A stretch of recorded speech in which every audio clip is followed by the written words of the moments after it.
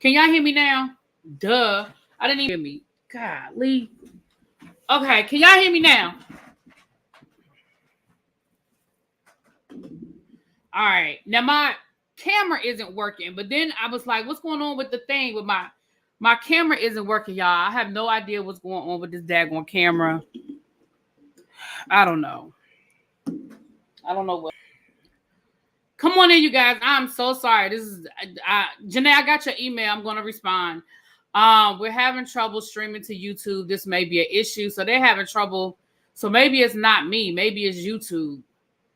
Because I just got an error message saying they're having trouble streaming to YouTube because my webcam is not working. My regular camera is working, but my webcam is not working. So give me a quick second. Hey, everybody, come on in. I'm so sorry. I'm so sorry. I'm so sorry. It's been real ghetto today.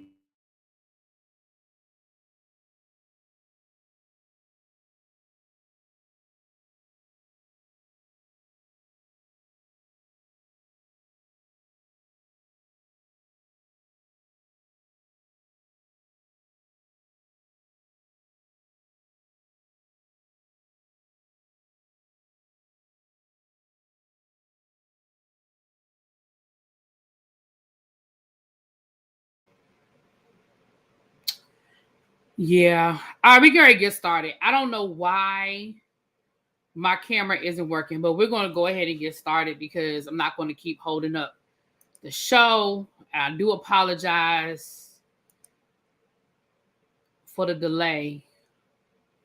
Yeah, this isn't working.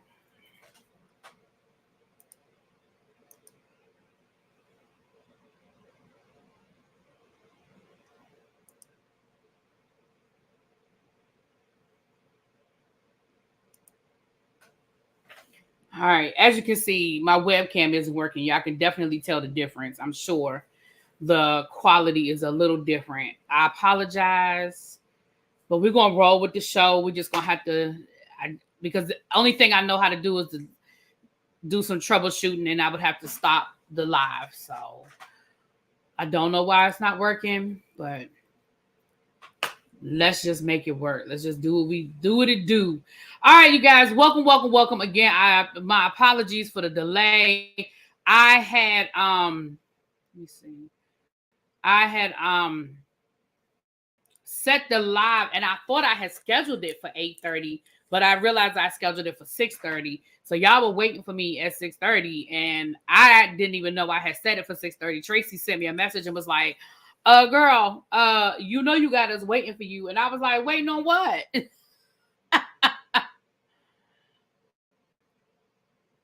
You blame OJ? Child. So thank you, Nitwit. So what happened was last night I was supposed to watch the episode, but I got caught up bringing y'all the information on Dan Schneider, and I never did go back. Hold on, let me cut my light off behind me because I feel like it's glaring right into the camera. Hold on.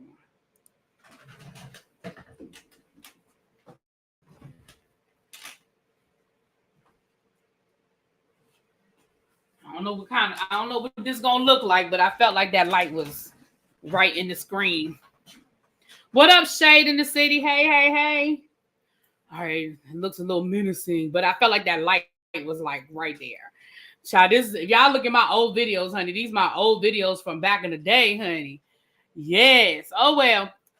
But we're gonna make it do what it do.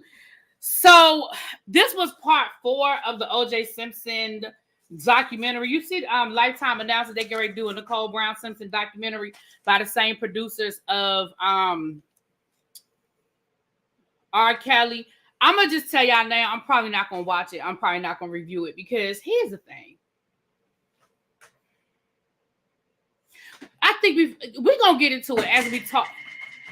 What I just knocked on the floor?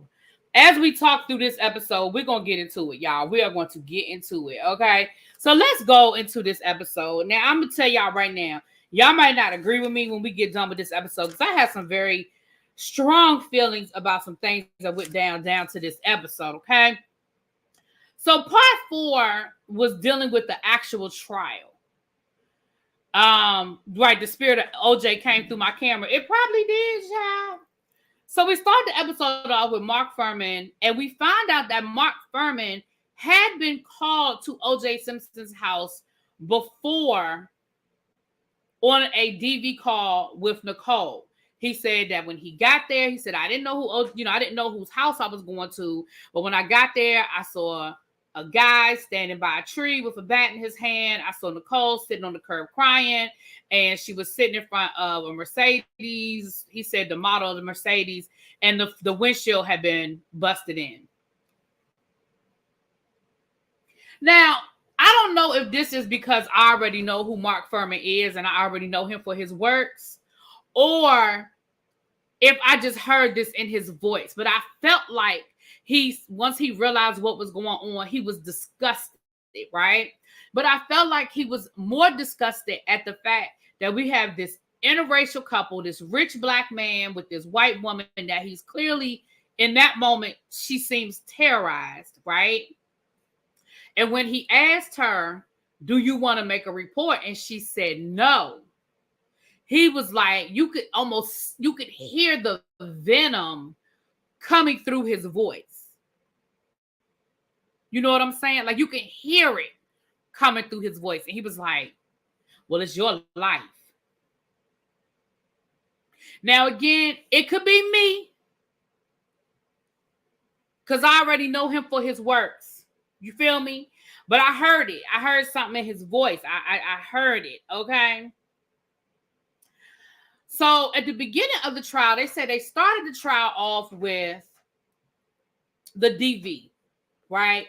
They showed the pictures. They gave firsthand accounts, talking about the different calls to the house and all the different things. They played the 911 tapes. Like they really wanted to lay the foundation, and I think shocked the jury a little bit because, again, I'm going to speak for myself. We hadn't gotten a lot of that information about O.J. Simpson. Like I said, there was that one case where she did actually press charges where he pled no contest, and he kind of blew it off like we just had a really bad night. Things got out of control. And then she ended up going back to him. So for most of us on the outside looking in, we kind of accepted that. And let me not say we, I'll say I don't want to speak for everybody. When I say we again, I mean, I kind of just accepted that, right? Because there was nothing else to our knowledge, right? Because remember, y'all, if those types of things had happened in today's world, we would know it. There would be TMZ all over every time Nicole Brown Simpson made a 911 call. TMZ would talk about it, and then they would release the call. But there was no TMZ back then. So, I feel like it's getting darker and darker. Y'all, I feel like it's dark. Y'all feel like it's dark? Y'all let me know. I feel like it's just dark. So we didn't get a lot of that stuff, right? And especially if we weren't in the area. Like, if we weren't in LA, hey, Bama girl, hey, everybody coming in, we didn't really get a lot of that. So anyway, like I said, I feel a lot of those things we didn't get. So to start the trial off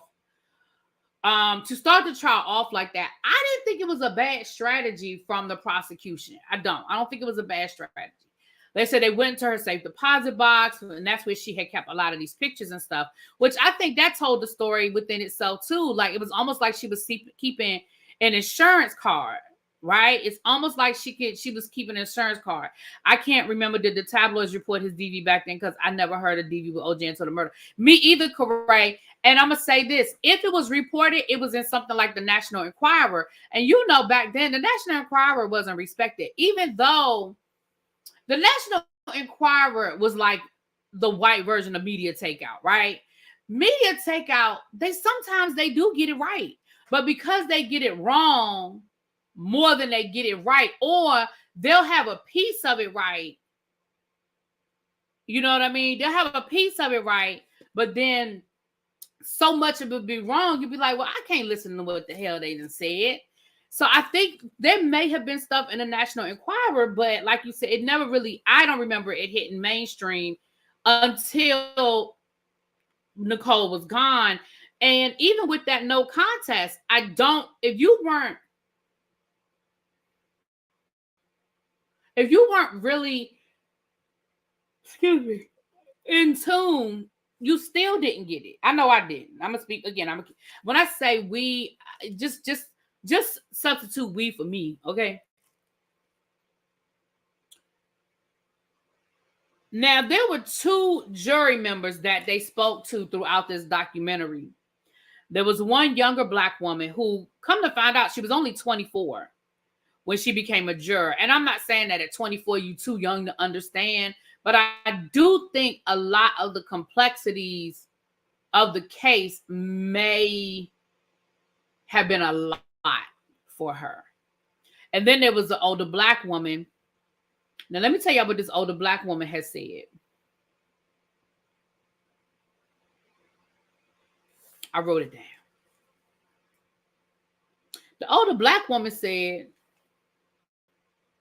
I have no respect for any woman that takes on an unnecessary ass whooping.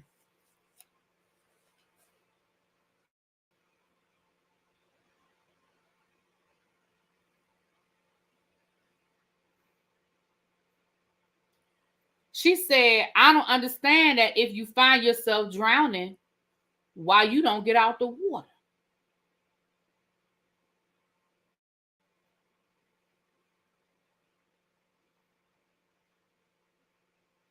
So if that, and here's the crazy thing, I could see if she said, I was a lot younger then, I didn't have the life experiences that I have now, and that's how I felt in that moment. I'm older now, I see things differently, and I may have looked at the evidence differently. Baby, she said, yeah, I don't have no respect for a woman that take on an unnecessary ass whooping. Baby, I had to write that thing down. I said, what? Now, they only talked to the 2 jurors, so I don't know what the rest of the jurors was talking about. But, baby, if those were the 2, I said, damn. So Ronald Shipp ended up testifying, right? And you're right, Mimi. A lot of women do think like her. I'm laughing, but I'm not laughing because it's funny. I'm really laughing more how she said it. But it's really not funny because we do tend to blame the victim. Now, here's the thing. I do have my thoughts on Nicole Brown Simpson. But what I'm not going to do is blame her for being in a cycle of abuse. Now, I got my thoughts on some other things. Like the fact that you knew that was a married man when you went into a whole affair with him. And some other things that you made, some other decisions you may have made, like sleeping with, his mentee. I might have some thoughts, but I'm not going to blame her for being in a cycle of toxicity because we know that when it comes to that, we know it's bigger than just, well, if you ain't want to get hit, leave. We know it's bigger than that. But, okay, moving on. So Ron Shipp decides he's going to testify. Now, I'm going to be honest with you guys. I have mixed thoughts on Ron Shipp. And let me say this. I'm not making any personal, or at least I don't want it to come off sounding like I'm making a personal, what's the word I'm looking for? Indictment of him as a person. However, this is how I feel about Ron Shipp. I feel like Ron Shipp was an enabler of O.J. Simpson for a very long time. Do I think that they were friends? I think it was very surface. I think Ron Shipp probably felt like O.J. Simpson was a friend of his, but I feel like O.J. Simpson looked at Ron Shipp as an asset to his team because he was a cop that patrolled the neighborhood he lived in, and he knew what he had going on with Nicole and maybe some other things that he might have been getting into. I'm not saying like he was, robbing people or nothing like that, but who's to say there weren't some other things that Ron helped him with? And I think that as long as Ron felt like it was just harmless stuff, I think he was okay with it. But then once it came down to Nicole, I don't believe. See, here's what you can't do with me. You can't sell me one thing and then give me something different and I'm supposed to pivot. So let me give you two examples of what I mean by that. The first example I'm going to give you is Mark Furman. If I remember correctly, going back to episode 2, I think, maybe even 3, Mark Furman said when he first got to O.J. Simpson's house, he ain't know whose house he was at first. But now we found out that you did go to a DV call at that house. You're not going to sit here and tell me you didn't know that you might not have known before you got there the first time, but you damn sure knew when you left. Right? So that's number one. I didn't forget that you said that. Now, this is me. So let me say this about Ron Shipp. When Ron Shipp was talking about how he got the job in Brentwood, he was a police officer in Brentwood, and he was talking about how cushy of a job it was and how he couldn't believe how easy it was because there was hardly ever any crime. There was hardly ever anything going on there. They certainly didn't have a bunch of homicides and stuff of that nature. So life was actually pretty good when he got up to Brentwood. So what you're not going to convince me of is a neighborhood, an affluent neighborhood, right? Where you do not have a lot of crime, you do not have a lot of things going on, and all of a sudden you got this black man married to this white woman that has had multiple DV calls, whether she made a report or not. I don't believe that y'all didn't know. Now, that's just me. And I mean, at this point, it don't matter. It is what it is. He ain't here no more. So, OJ, ain't here no more. So it really doesn't matter, but I don't believe it. Now, he decided he was going to testify. And that's great. That's great that he testified, right? They tore his ass up on the stand. And you know how they were able to tear his ass up on the stand? Because him and OJ were friends and OJ knew his business. And whether OJ was telling the truth or lying, I feel like OJ told enough of the truth that it was plausible enough because they showed clips of that man testifying and he was when they were asking him questions about doing favors and did he look the other way when certain things were going on, basically accusing him of being a dirty cop, right? Now, I don't think he was a dirty cop in the sense of planting evidence dirty. We're going to get to Mark Furman later. I don't think he was dirty in that sense, but I think it might have been dirty from the sense of you looking the other way or you're taking gifts. Like you are in an affluent neighborhood. You are in a quote unquote rich neighborhood. I could see you taking gifts in exchange for ... Y'all know what I'm saying? And OJ gave all that information to his attorneys. Now, was it true? I don't know. Do I think that there was enough under the surface of it being true that he didn't have a strong enough defense to the questions? Yes. And it made him look like a bumbling fool. When they showed them clips, he was you could see he got frustrated. He was like, now come on, y'all are attacking me. Sir, what did you think was going to happen? You have been a cop. You have been a career cop. Even if you haven't testified in a lot of trials, sir, you know what it is. You couldn't have possibly thought that OJ was just going to let you sit there and talk about how all the things he did to Nicole and what you heard, what you witnessed, what you saw, what you knew. You had to, you couldn't have possibly thought that he wasn't going to fight back. And you couldn't have possibly thought he wasn't going to fight dirty. I'm confused. So they said that after Ron Shipp testified and the way Johnny Cochran and his people told him up on the stand, they said a whole lot of people that had agreed to testify to tell OJ business was like, yeah, no, I'm good.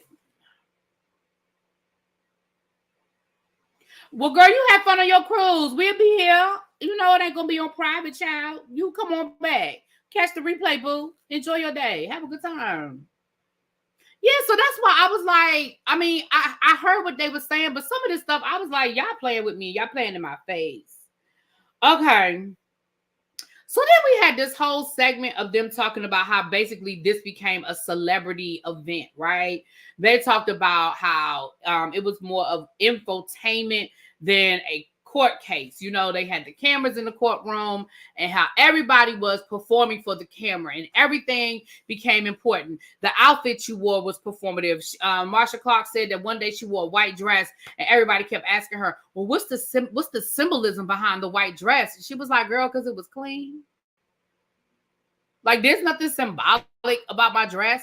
They talked about O.J. Simpson's defense team, how they would coordinate and everything for them it meant something. How Johnny Cochran would wear these kente cloth ties and these kente print, handkerchiefs and stuff like that. And they were saying how even Judge Ito had gotten starstruck, all the celebrities that were coming by to see him. They said one day Larry King was just hanging out in the judge's chambers. They said Judge Ito started dressing a little bit better, honey. He started getting better haircuts because he knew the camera was going to be on him.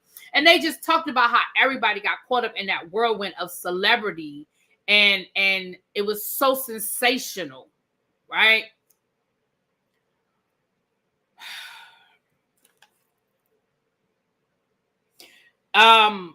O.J. Simpson's current girlfriend, Paula, how she did Playboy during this time and how she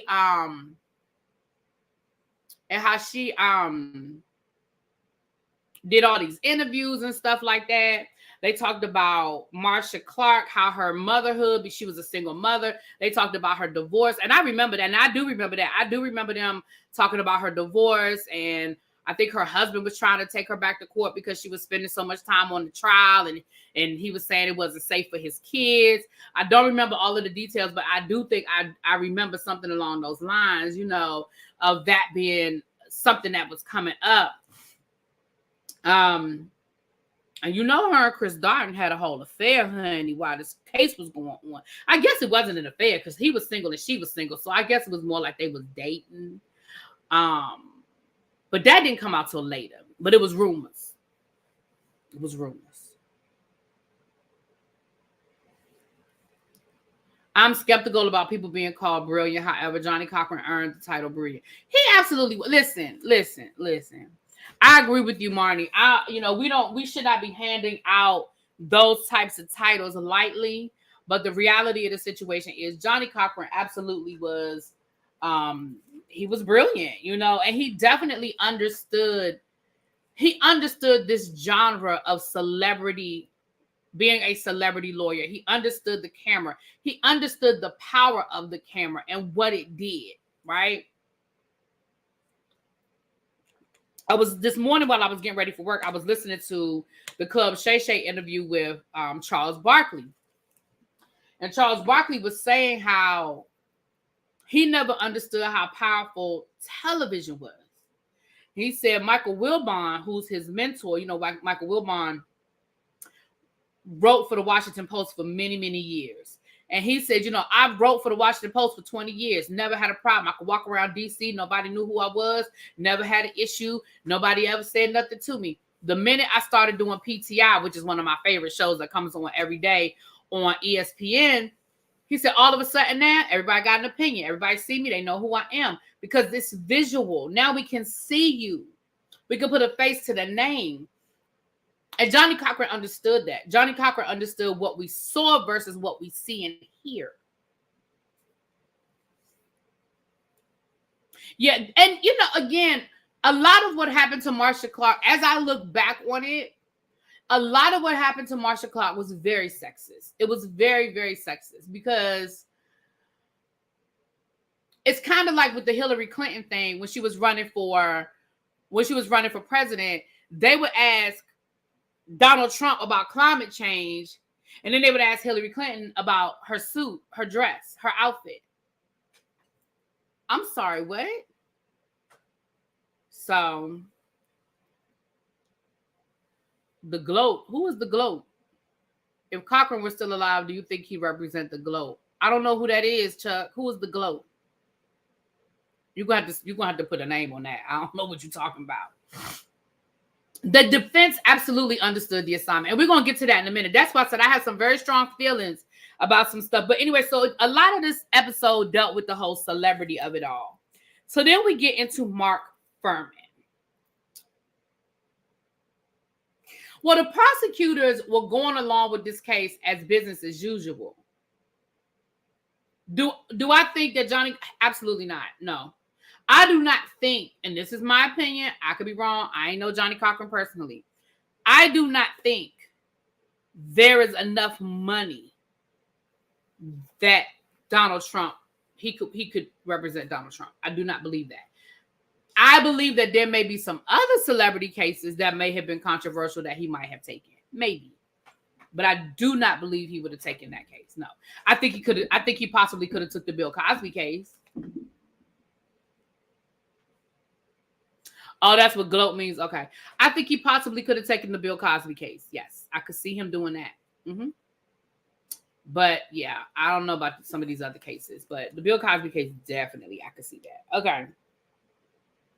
Yeah, I really don't like this lighting. It is irking my soul.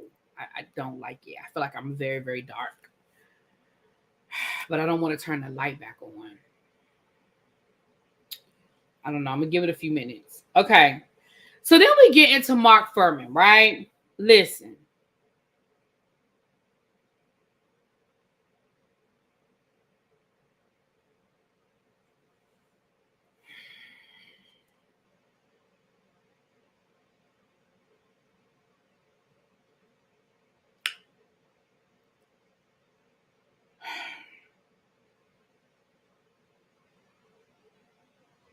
You feel like I'm at a camp? Yeah, I just feel it's dark. Okay, give me a minute. Just give me a minute. Okay. All right. So Mark Fuhrman, they got into the whole idea of Mark Fuhrman and him using the word nigga, right? They had him testifying because a whole lot of their case hinged on being able to sell the idea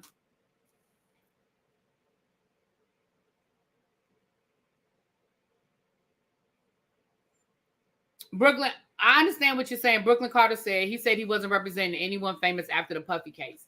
I have thoughts on that. I still think he could. I think if he was still alive and in good health, I think he could have been convinced to do Bill Cosby. That's just what I believe. I think part of the reason why he decided not to do any more celebrity cases, I think when that happened, I think he already knew. I think he knew he was sick, and I think he wanted to focus on wrongfully convicted. He was going to get Geronimo Pratt out of jail before he died. Like he was absolutely going to do that before he died. And I think he knew he was sick. And I think that he was focused on that. Had he been in good health and was still alive when Bill Cosby got in trouble, I think he could have been convinced to do it. Now, again, I don't know. I could be wrong. I don't know. But I think he could have been convinced to do it. Do I think he would have taken any old celebrity case? No. But Bill Cosby, I think he'd done it. Anyway, but I also think part of the reason why now, knowing what we know about Puffy now, I think maybe part of the reason, maybe that whole Puffy case left a bad taste in his mouth. Maybe there's a lot of stuff that went on behind the scenes in light of what has been coming out. You know what I'm saying? Between OJ and Puffy, Yeah, I agree, Brooklyn. I agree with you saying. So a lot of their case hinged on them convincing the jury that, hey, Lolisa, that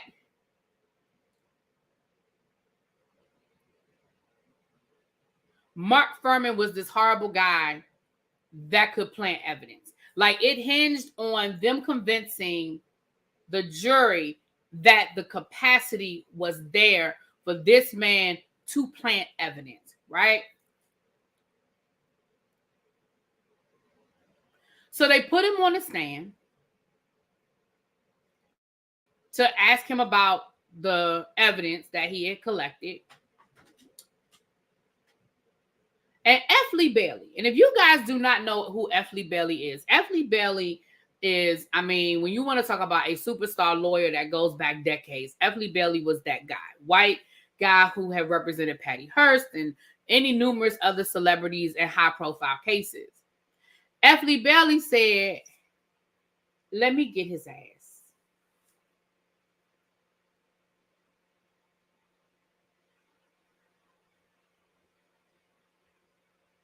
Okay, well, Jonathan, I mean, if he was too old, he was too old. I'm just bringing it up. I'm just saying.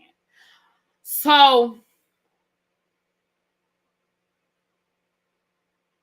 this is something that some of y'all are not going to agree with what I'm getting ready to say. And again, I love y'all anyway. And I hope y'all still love me too.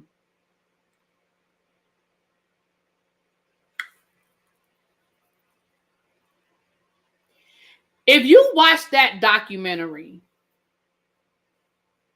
and you watch that clip of F. Lee Bailey cross-examining Mark Fuhrman about his use of the word nigga, and I am specifically saying it, every time I heard F. Lee Bailey say the word, something jerked in me.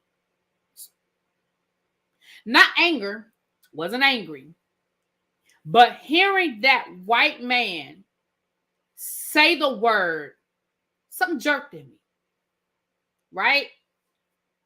And I wasn't upset and I'm not offended. See, I'm not one of those people that feel like we should never say words if we're using them in context. I'm not one of those people. I think that whenever we say the N-word, we're taking the venom out of that word, and we're taking away the reaction, and we're taking away the emotion that is connected to it. When you say the N-word, it don't sound the same as, so Mr. Fuhrman, have you been known to say the N-word from time to time? It takes something away versus hearing F. Lee Bailey say, so Mr. Fuhrman, have you referred to black people as niggas? Mr. Fuhrman, so you're telling me you've never used the word nigger? So, Mr. Fuhrman, you are saying that in your time on the police force, there's never been an occasion that you would call a suspect a nigger? No, that's it, vintage. You remove the sting out of it. And that's for any racial epithet, right? Now, I'm not saying willy-nilly use it. I'm saying when it's in context and it is appropriate, I ain't got no issue with it. Even when they were showing the news broadcast from back then, when they were giving us clips of the news, even the news broadcasters were saying the word nigga. They weren't saying he used the N-word.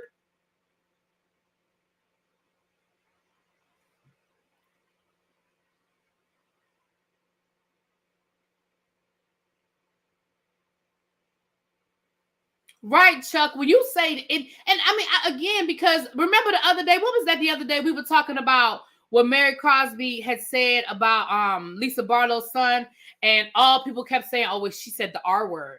She said the R word. And I was like, well, I don't even know which R word it is. Say the word. Listen, if she was bold enough to say it, then repeat it. Put something on it. We as a society have got to stop being so sensitive and that we can't even have the conversation when it's appropriate. When it's appropriate. Anyway, I'm just not one of those people that feel like if somebody says the word in the right context, then that means, oh my gosh, you can't. Oh my gosh, don't say that word. Not if it's in the appropriate context. And that to me was a perfect example because it hit different. It hit different hearing this white man talk to another white man and say, so you mean to tell me you never said that word? Now, Mark Fuhrman, who, let me say this, I'm going to give Mark Fuhrman credit for something. Mark Fuhrman had the balls to do this documentary. Now, I don't like this mofo. I don't respect this mofo. And I think that I do believe that he has done some nasty, nasty things in his career as a police officer. I believe that 120%. Ain't nobody going to convince me different. But I'm going to give him credit for standing in it and talking about it. Now, was he trying to justify it? Of course. But I'm definitely going to I don't want to say the word respect. I'm going to give him credit because Chris Darden didn't do the interview. I didn't see Chris Darden on this documentary anywhere. I saw Marsha Clark. I saw the DA at the time. I saw some of the other people on the trial, on the prosecution side. I didn't see Chris Darden. And I'm not saying he had to do it, but all I'm saying is I'm going to give him that much to say, well, you at least stood in the gap and you came down here and you told the story. Now, I still don't like the story and I still don't believe a lot of what you said. Right? So in that moment, Mark Fuhrman said, no, I never used that word. No, I never said it. No. Knowing he was lying when he said it. And like he said, in that moment, I had a choice. Either I admit I said the word and now I look like a racist, or I deny it and hope that my evidence gets in because I believe this man is guilty. Well, he gambled and he lost. Now, here's the thing, Mark Fuhrman, and again, you knew this. You had to know when you lied, and I know sometimes when somebody asks you a question, you got a split second.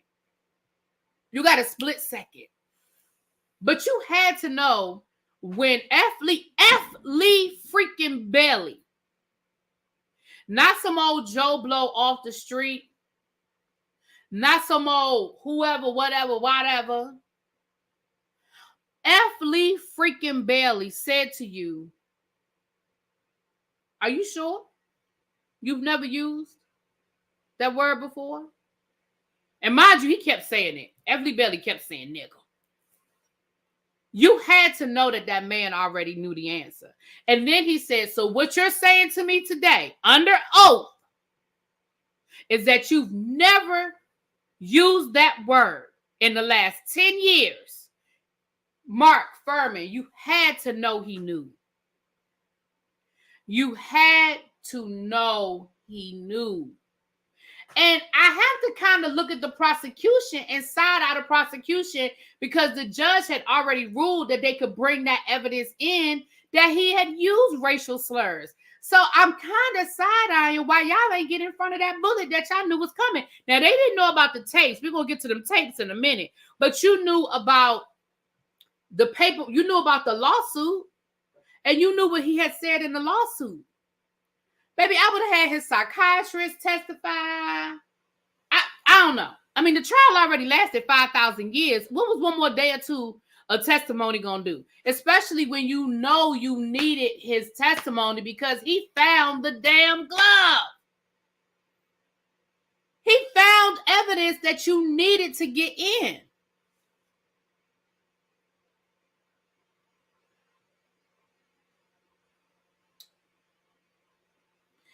So the evidence that Mark Fuhrman was bringing in was the whole glove. Now, here is the thing.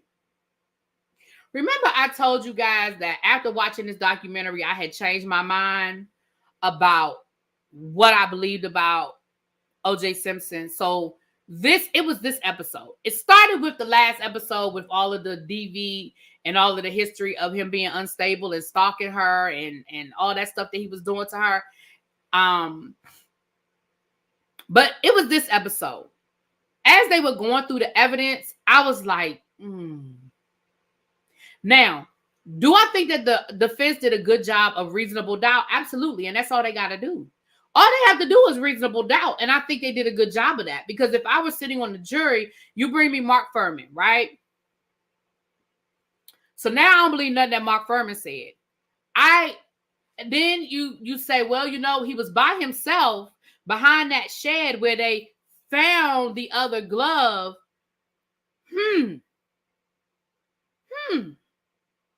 Right? Then they started talking about the blood evidence, y'all. Baby, when they said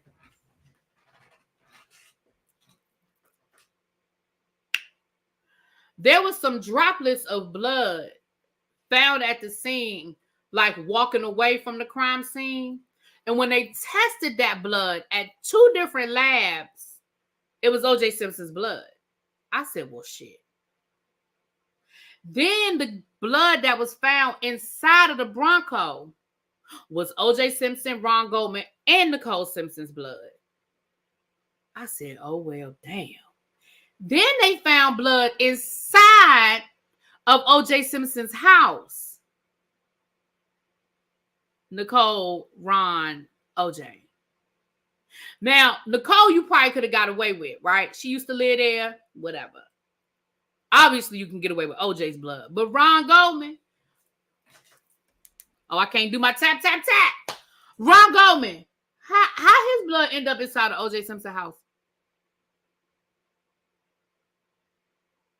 And they tested it at 2 different labs.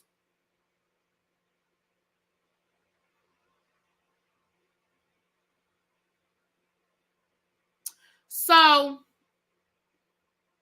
but then they put Mr. Fong on the stand. Now, Mr. Fong was the person that collected the evidence. He was the head guy that collected the evidence. Baby, they ripped that man apart. They showed where he collected evidence without a glove on. They showed where the person that collected O.J. Simpson's blood brought it back to the crime scene and it was unattended. So now you, again, as a jury member, you giving me reasonable doubt. Oh, well, so you mean somebody went over to O.J. Simpson's house, got a blood sample from him, brought it back to the crime scene and it was unattended. And now all of a sudden we got drops of blood that belong to O.J. Simpson. See, as a jury member, you can't feel like they were crazy. You know what I'm saying? You can't feel like they were crazy. Then there was some evidence that was collected and sat in somebody's trunk over the weekend. I'm sorry, what? How you don't go back to work and clock that evidence in? How you don't check that evidence in? Baby, by the time they got done cross-examining that Mr. Fong, I felt bad because I know he got fired. I ain't even Google it. I don't know, but at the most, you at least got demoted. Now you probably got fired, but you at least got demoted. Ain't no way in hell. They had videotape footage of this man mishandling the evidence. And I mean, it was just layers on layers on layers. Now, Barry, what's his name? Barry Scheck. Okay. I just want to make sure I went over everything. Oh, let me go back to that. Hold on. Because I want to go back to this right here. I'm going through my notes, but I want to make sure I'm staying in order. Okay. Here's when I knew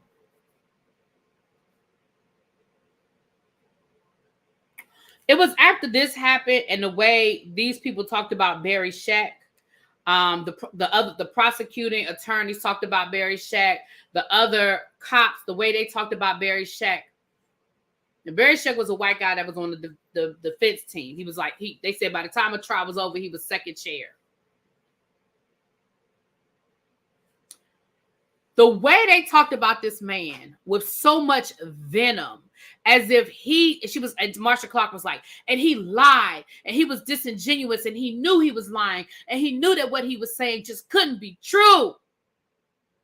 And Barry Scheck, again, he was interviewed, and they asked him, the producer or the person off camera asked him and said,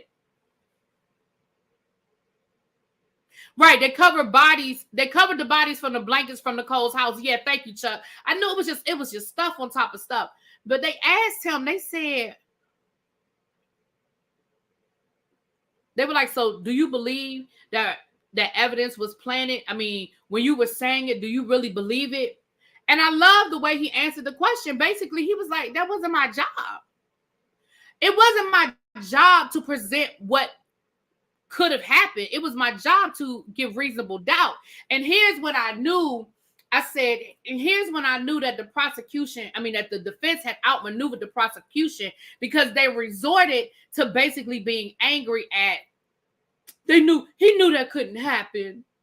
He knew that was just not true. Did he break the ethics of law? Did he manufacture evidence? No, he took what happened and he gave an alternative narration of the evidence. He didn't come out and lie. He didn't even make it seem like this person. I mean, Mark Furman, they was just trying to say he was just a racist cop that planted evidence. But with Mr. Fong, they were just basically making it look like he was incompetent and that the LAPD engaged in bad tactics or bad policies when it came to collecting evidence.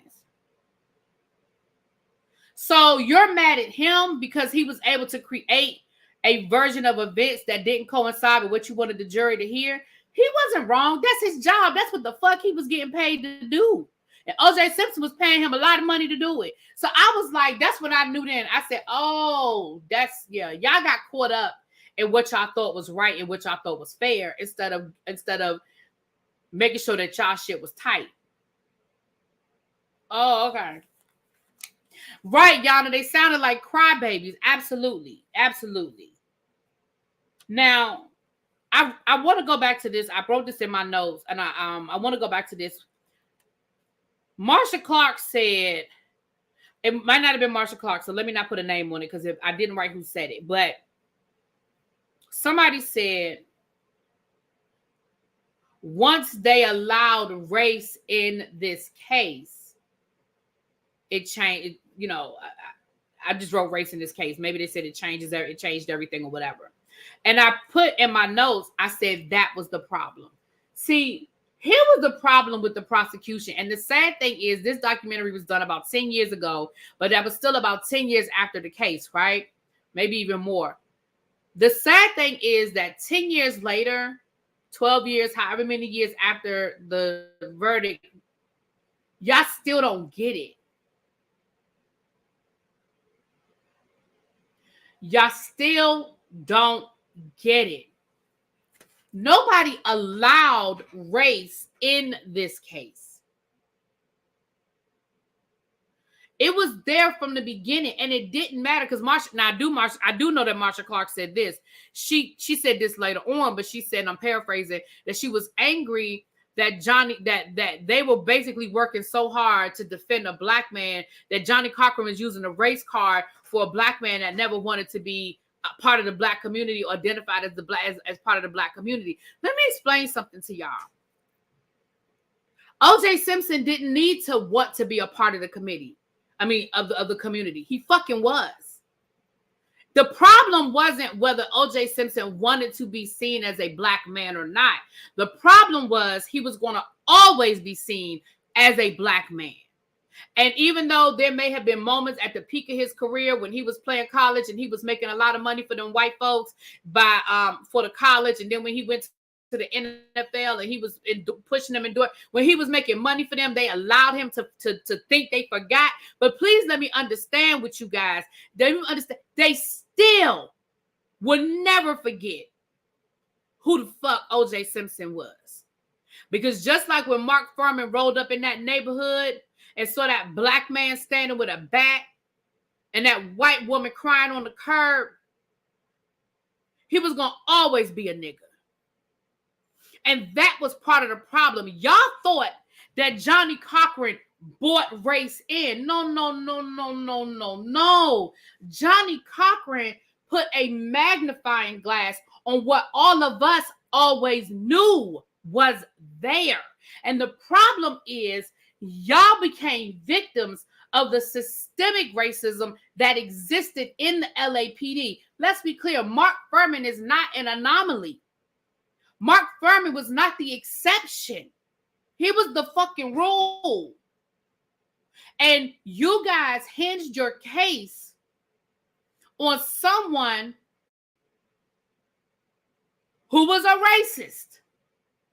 Because what you're not going to do is sit here and sell me a dream that this man could use the language, say the things that he said, talk about how he enjoyed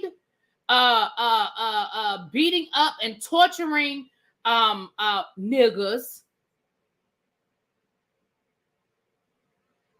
and not tell me that man wasn't racist. So I don't care. That's my opinion. That's how I feel. That is how I feel. And ain't nobody gonna change my opinion on that. But That was the problem. And as somebody just said, it was 20 years later. So the sad part is that 20 years later, you still had the cops that were a part of that case, the prosecutors that were a part of that case that still didn't understand. Nobody brought race in. Race was there. And we couldn't get around that. The mere fact that you did have this rich black man married to this younger white woman, the idea that,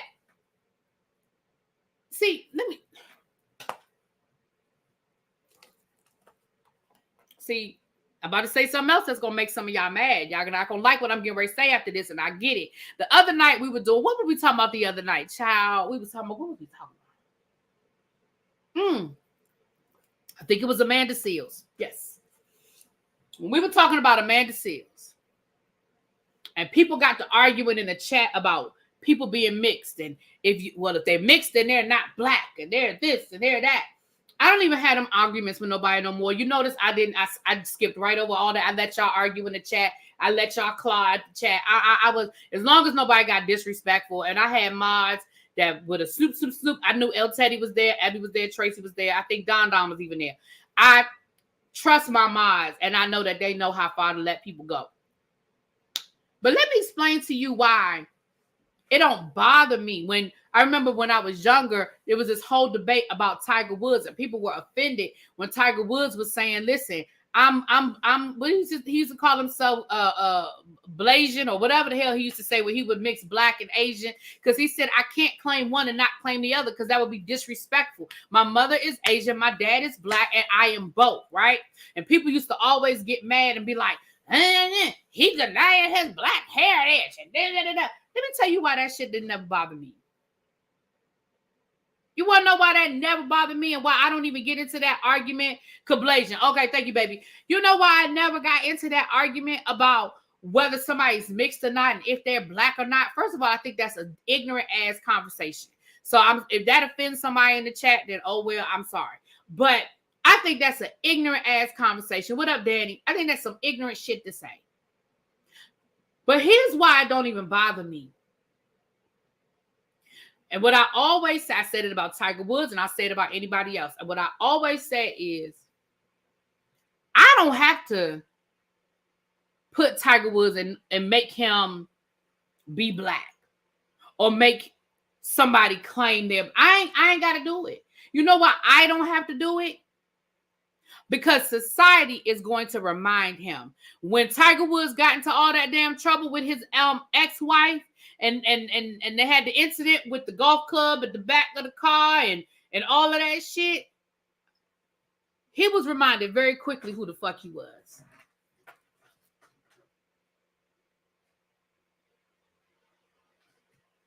I don't need to tell him nothing.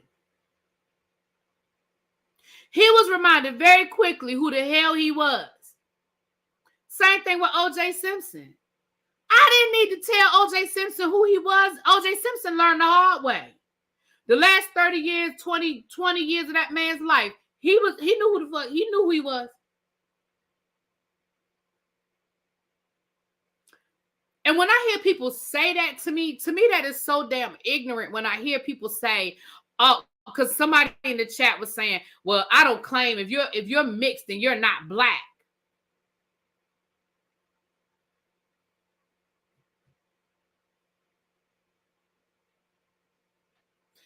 And no, somebody in the chat said if you're white presenting, somebody even went so far to say white presenting, you're not black.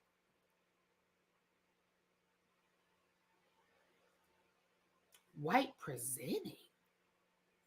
So you mean to tell me Lena Horne wasn't black?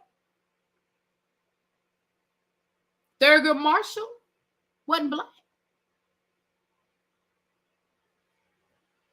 I mean, I could probably think of 4 or 5 more people if I sit here long enough, but those are just the first 2 that pop off my head. So you mean to tell me that just because somebody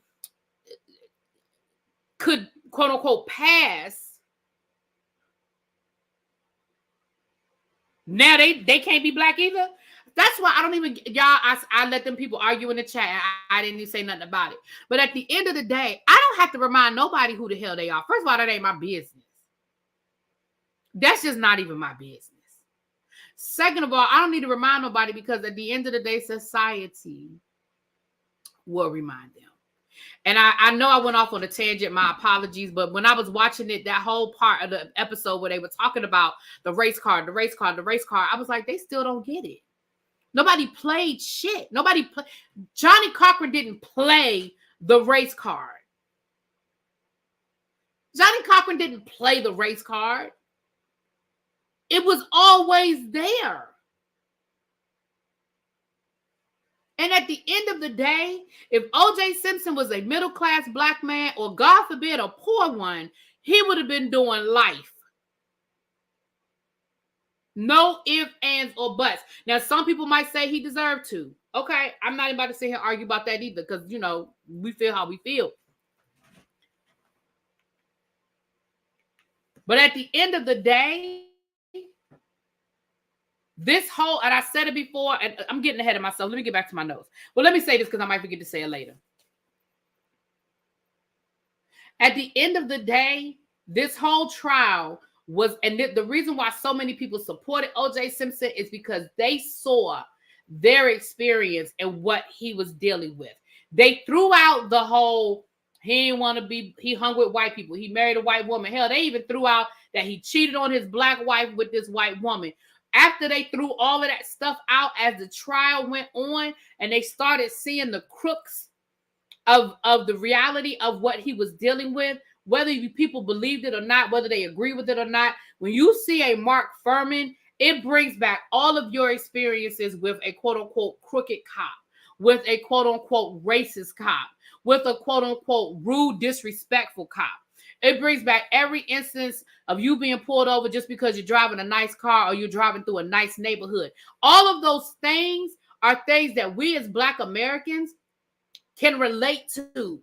So it was no longer really about O.J. Simpson.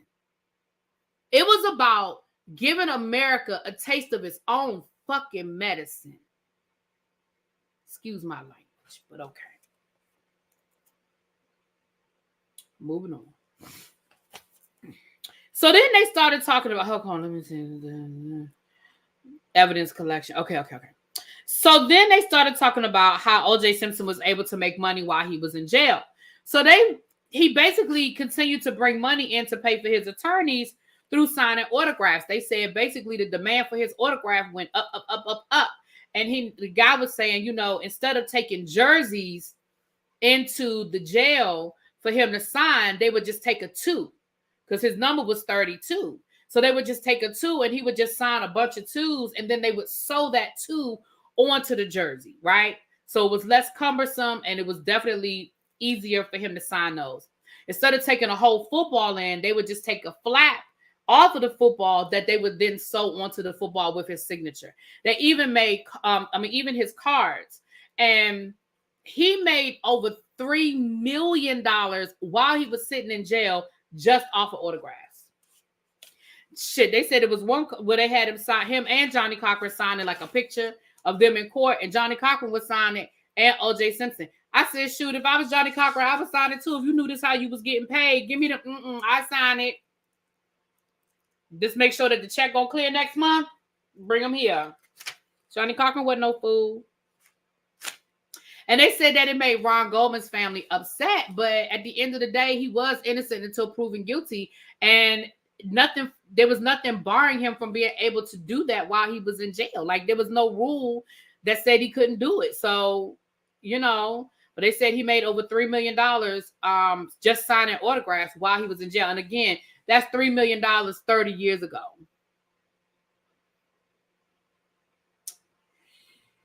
Okay. Now we got the gloves. They were able to show that the gloves that were found were from a limited edition of some sort of designer glove that was sold in Bloomingdale's. They were able to show a credit card receipt from Nicole Simpson where she actually bought a pair of those gloves in extra large, which is the size that they found. So in my mind, they were able to sort of connect, again, May not have been the exact pair of gloves, but they were able to connect that it was reasonable that a pair of those gloves were around between O.J. Simpson's house and Nicole Brown Simpson's house, right? But here's the other thing that you have to wrap your brain around. And I'm not saying that makes it true or not true. You just have to wrap your brain around that this was premeditated.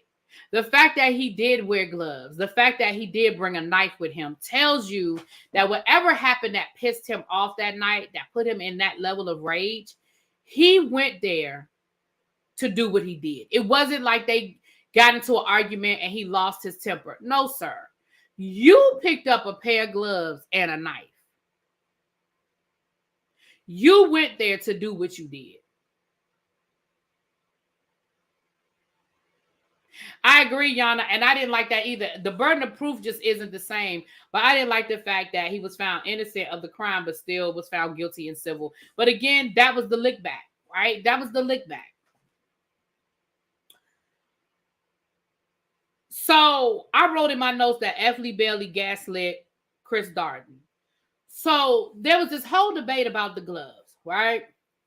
Johnny Cochran tries the gloves on, and the gloves absolutely drown his hand, right? The gloves are so big. And the jurors were like, they should have left it alone, because in my mind, I'm looking at the glove and I'm looking how big it is on Johnny Cochran's hand. And in my mind, I'm just assuming it fits O.J. Simpson. I'm assuming it fits him. The prosecution had decided they weren't going to put the glove on. They weren't going to make O.J. Simpson put the glove on. Chris Darden wanted to do it. They were like, why? Chris Darden said, well, they're going to... No, what happened was F. Lee Bailey basically went up to Chris Darden and he talked shit to him. He went up to Chris Darden and was like, bruh, if you don't, we will. You better get in front of this, because if you don't make him try on the glove, we're going to do it. So Chris Darden, believing F. Lee Bailey, went back and was like, look, we need to make OJ try on this glove, because if we don't, they are. And Marsha Clark's thing was, let them put that glove on OJ Simpson. And then we can talk about how stupid, how crazy, how much of a circus act it is.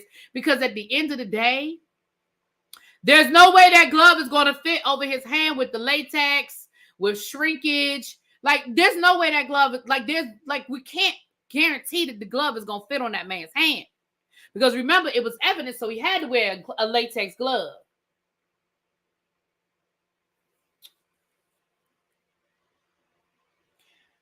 Baby, they argued to get that. Chris Darden argued for the judge to make O.J. Simpson try that glove on. They went before, they had a sidebar. And baby, they said that when Johnny Cochran came back over to the table to tell them what the judge said, he said, I don't want anybody to make a reaction. He said, but the judge is going to let them do it. He said, don't nobody react.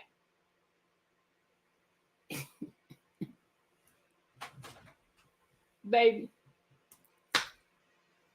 They told O.J. Simpson to put that damn glove on, and he turned it into a moment. And you could see it. He went to go put the glove on. And when he realized that glove didn't fit, baby, his face lit up.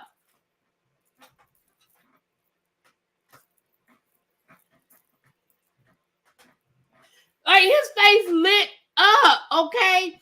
Now, one of his friends alleges that OJ stopped taking his arthritis medicine so that his hands would swell up even more.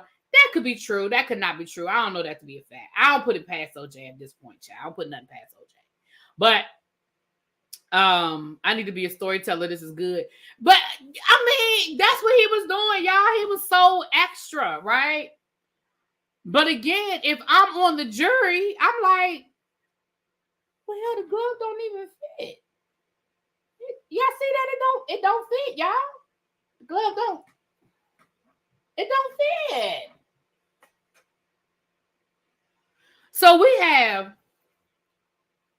a racist cop that, we don't believe. We have a crime lab that we have seen mismanaging the evidence. And now we have the key evidence, this glove that doesn't even fit.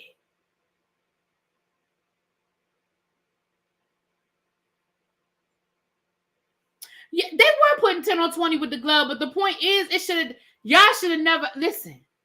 Rule number one, thank you, everybody. Rule number one is you don't ask a question you don't know the answer to. You damn sure don't make the present evidence that you don't know to conclude. Why would you ask that man to put that glove on? Because here's the thing, I always thought, because let me tell y'all something. There's absolutely no way on this side of heaven that if it was me, that glove was gonna fit. I don't care what I had to do. I don't care what I had to do. That glove wasn't gonna fit. I don't care. I don't care.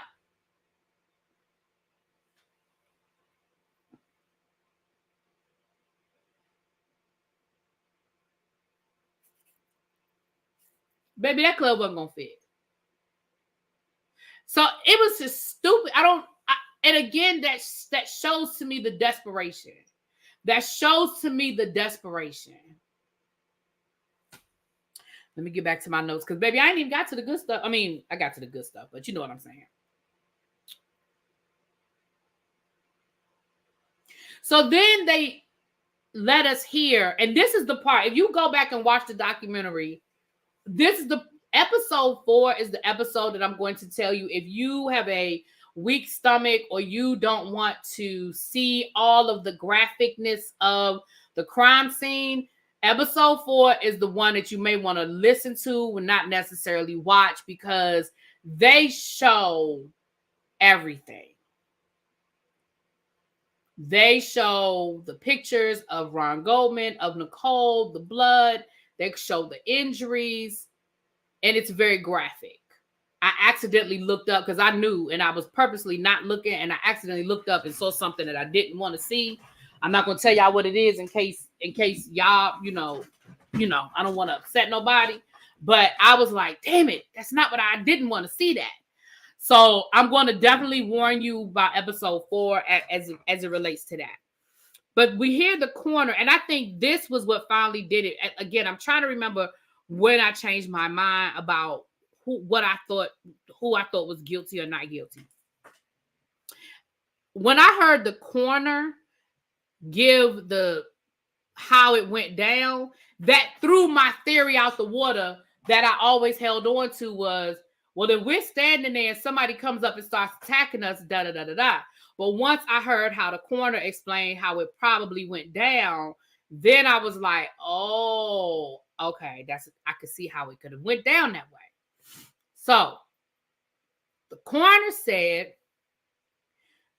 based on the evidence, to the best of their ability, this is how they say it went down. Nicole opened the door expecting it to be Ron because Ron was on his way with her glasses. He had already called, said he was coming. The restaurant was only about 10 minutes away from her house. So she opens the door expecting it to be Ron. It's OJ. They said that OJ hit her with something because she had blunt trauma to the side of her head, that he hit her with something. They said probably the butt of the knife or something else, maybe his fist. I don't know. But she basically, and then then I believe they said he stabbed her and subdued her. Before he finished the job, Ron Goldman walks up and they said that OJ comes up behind Ron Goldman and attacks him that way. That is where the scuffle takes place, where they believe is where OJ got cut, where the glove ends up coming off. And somehow in the scuffle, OJ ends up backing Ron Goldman into the corner of her courtyard where he was basically surrounded. It was really nowhere for him to run. There was a fence, it was a gate on this side, a gate on this side, and then there was a tree. And basically his only escape route is where OJ was. The assailant. And that is where he got his fatal cuts, stabs, what have you.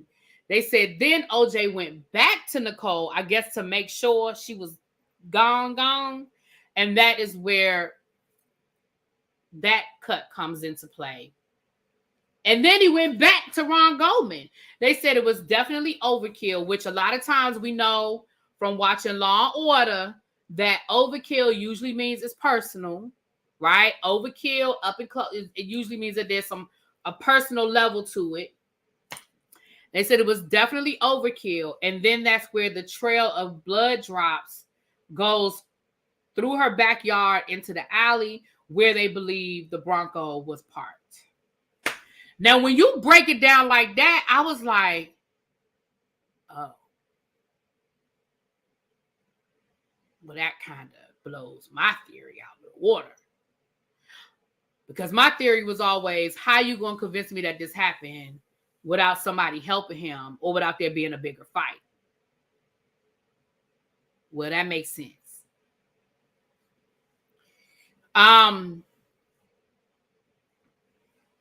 So after that,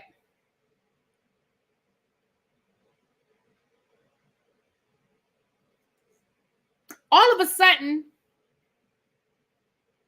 the Mark Fuhrman tapes show up. Marsha Clark says she got a phone call. And they were like, we got some bad news. Hey, girl. Hey, what's up? Another round? Hey, boo. She said, we got some bad news. And they were like, oh, my gosh, what more could go wrong? They said, girl, we got a whole bunch of tapes with Mark Fuhrman saying a whole bunch of stuff. And she was like, fuck. And at that point, once they heard them tapes, baby, they was done with Mark Fuhrman. They were through with Mark Fuhrman, okay? The prosecution didn't want to have nothing else to do with him. They didn't have his back. They didn't defend none of that, child. None of that. Now, they did say that they got phone calls from black officers defending him, talking about he's not racist. But at that point, the black cops that were trying to defend him, they really weren't defending Mark Fuhrman. They were really defending the LAPD. Because at this point, the LAPD is on trial. You got your crime lab looking crazy, right? You got your lead detective being a racist. And all these other things that have happened as it relates to this trial. So honestly, in my mind, the people that were defending Mark Fuhrman, I don't think they were really defending Mark Fuhrman. They were defending the LAPD. They were like, we can't take no more hits. The hits just keep coming. So the tapes get played in court, but not in front of the jury. It's like 3. So what happened was Mark Fuhrman was being interviewed for a book. For a screenplay. This woman was writing a screenplay on the LAPD, and she interviewed him for her screenplay. She wanted him to tell her stories. Like, what is your life like as an LAPD cop? What have your experiences been? And Mark Fuhrman is telling these stories. First of all, he using nickel, right? Even unprovoked. Like, it's not even like she asked him. He was just like, yeah, so these niggas, yeah, they was a bunch of niggas. Like, it was like, again, this is how you talk, sir. Nobody asked you. This is how you talk. So then he's telling stories about torture. He's telling stories about police brutality. And guess what else, y'all? See, I can't. Can y'all hear the tap? Guess what else, y'all? Guess what else Mark Fuhrman is telling stories about doing in these interviews?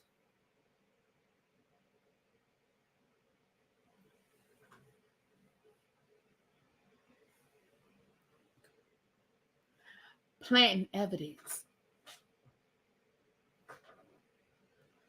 Planting evidence. Is that not what the defense have been trying to convince the jury of from day one about Mark Fuhrman? That this man has a capacity to plant evidence, that he planted that glove. So now you have him, in his own words, only 4 years earlier, doing an interview admitting to planting evidence on suspects.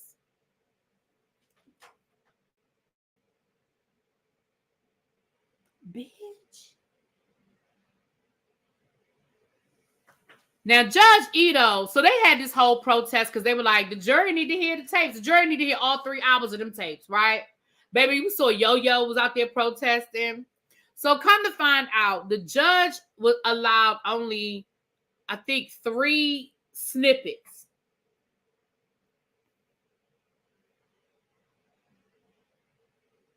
And those 3 snippets were enough. Because here's the thing. You ain't needed to be overkill.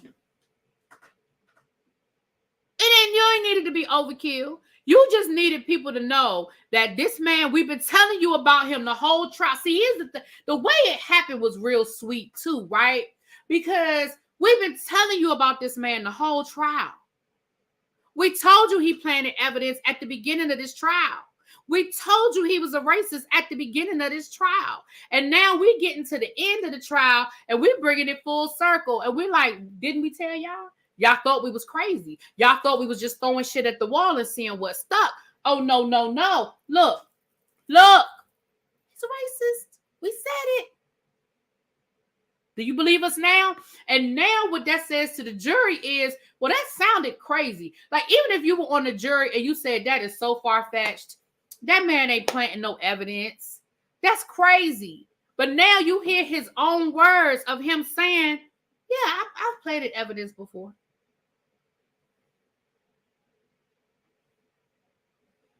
Baby, between that and the glove and the crime lab collecting evidence and keeping it in their car overnight, baby, if I was on that jury, I don't know if I find him guilty. What do y'all think? Based on that information, forget about O.J. Simpson, blah, blah, blah, blah, blah. Based on that evidence, again, remember, it's reasonable doubt. It doesn't say no doubt. It doesn't say you have to be 100% convinced that he's innocent. It says, is there reasonable doubt?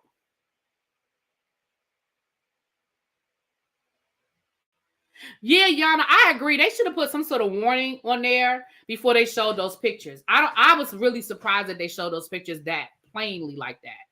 I really feel like they should have put some sort of warning up before they flashed those pictures. But anyway, law enforcement let her get unalived and let the unaliver get off.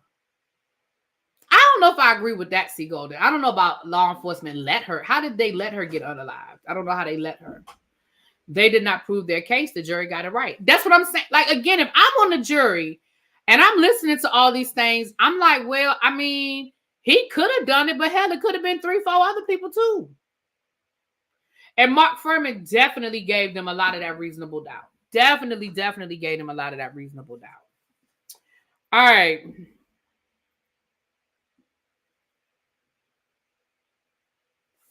I'm almost done, y'all. So when they put Mark Fuhrman back on trial to basically impeach him, right? Because he lied under oath. He said he never said nigger.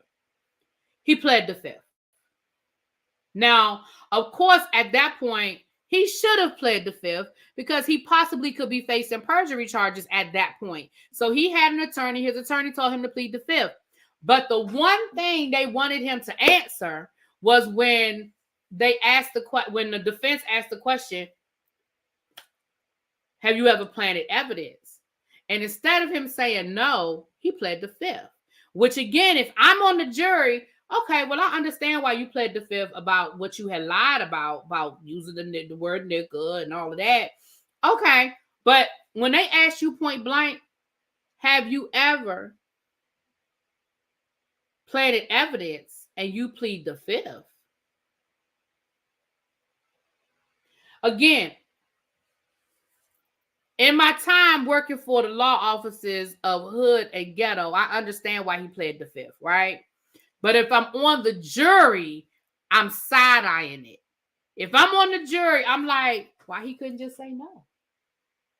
Why he couldn't just say no, y'all? He couldn't just say no? He couldn't do that? Oh. C. Golden said, turning a blind eye to DV. Well, let me say this about that.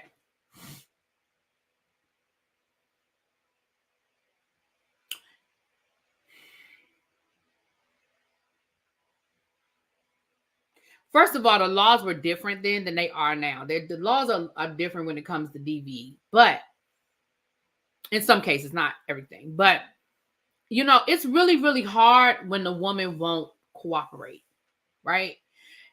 Did O.J. Simpson get the celebrity card when they showed up at his house and he was able to sweet talk them? Yeah, true. Yeah. But did Nicole make it any easier? No, she didn't. She wouldn't press charges. She kept going back. And I'm not victim blaming. I'm just saying the cops can only write a report if there's a victim reporting the crime. Now, can they write it up anyway? Yes. But then the DA would have to decide if they're going to take up the case. And if the DA decides that they're not going to take up the case, because if there's no victim to say, yes, this happened to me. Now, do I think more could have been done? Yes. Yes, more could have been done. But I don't know if I put that at the feet of the cops. Now, I could put a lot of shit on the cops, but I don't know if I put that on the feet of the cops. I don't know if I put that on them. But I do feel like his celebrity kept him under the radar. I agree with that. I definitely agree with that. All right. I already talked about race on trial. I wrote that in my notes. We already had that conversation. And I even wrote the white cops are pissing me off. So I already addressed what I had in my notes. So part 5 deals with what happened. Well, it deals with the acquittal and then what happened after the acquittal. The last thing is it talks about the closing arguments. And they talk about, you know, if the glove doesn't fit, you must acquit. But they also talk about something that I think a lot of people forget about.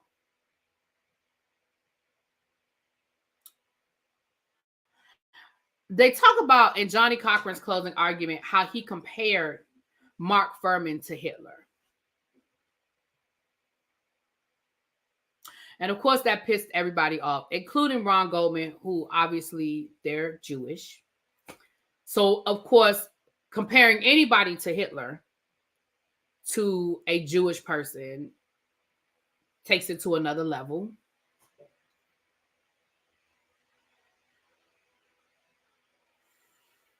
But let me say this.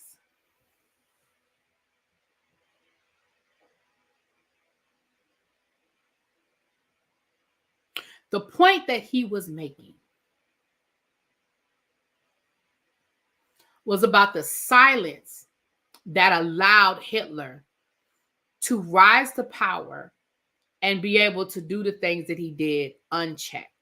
That is what he was. If you listen to what he said, that is what he was talking about. He wasn't saying that Mark Fuhrman caused a Holocaust. That's not what he was saying. He was talking about the fact that Hitler was allowed to spread his racist agenda unchecked, and everybody made excuses, or they turned a blind eye, or they didn't do anything about it. And he was talking about Mark Fuhrman was the symbolic of the racism, the unchecked racism that permeated in the LAPD. Now, was it over a lot of people's head? Sure, because they took it literal. But I heard what he said, and I didn't take it literal. Again, I'm not Jewish, so I don't have the same history as it relates to Hitler as they do. So I'm not going to take away their experience, and I'm not going to take away their point of view. But I saw what he was doing and connecting the unchecked power of racism against the unchecked power of racism in the LAPD. That's how I took it.